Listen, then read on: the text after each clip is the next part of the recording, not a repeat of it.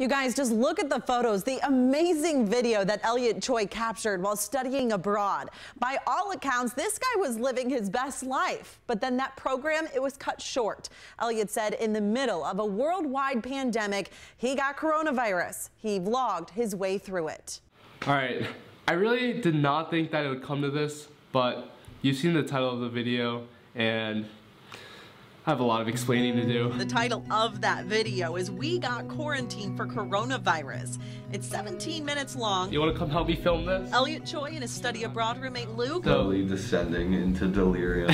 explaining how they think they contracted the infamous COVID-19. We were hanging out with this guy from our school back in the States who got tested positive for corona, and we went to the bar with him one night. Were you ever scared? Because my roommate and I were pretty, healthy and haven't had any pre-existing conditions, we felt like it wasn't a huge risk for us. Everyone in Spain was trying to call this number. But they called the Spanish health authorities the coronavirus emergency line, requesting to get tested. I have footage because I set up the camera when they came in. Okay, anyways, so this guy comes in, asks us about our symptoms. He gives us a little test, swabs our mouth and our nose. Did that seem surreal to you? What was that like? Seeing him come in with the full head to toe geared up, it was definitely kind of an indicator of how severe the situation actually was. He tells us that we are not allowed to leave our room under any circumstance.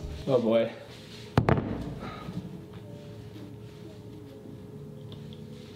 And so it begins. What was the worst part? Probably the quarantine itself. The symptoms weren't honestly that bad. It just felt like a flu, but being inside for 2 weeks. I don't know why they gave us these masks, because we're not allowed to be out and about. And then you talk about, the laundry situation, the food situation. They come to our door, they knock really loud on our door and leave the food outside of our door.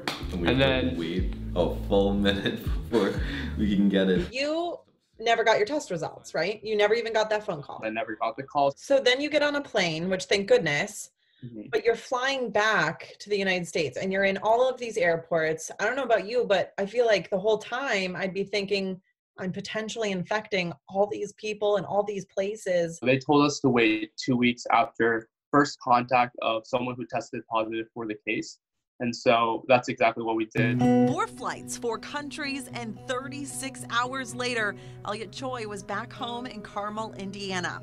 But there were some red flags along the way. Barely anyone stopped to screen him for COVID-19. In Toronto, this was for US Customs, and they asked me what countries I'd been to. And basically, I told them my entire story. They let me through, thankfully, to go to Chicago. And Chicago is one of the airports where Trump said, United States citizens can fly in to get tested and then go back to whatever city they need to fly to. And then you get to Chicago, there was no one testing there. Yeah, that's right. Elliot Choy landed in the States 2 weeks ago.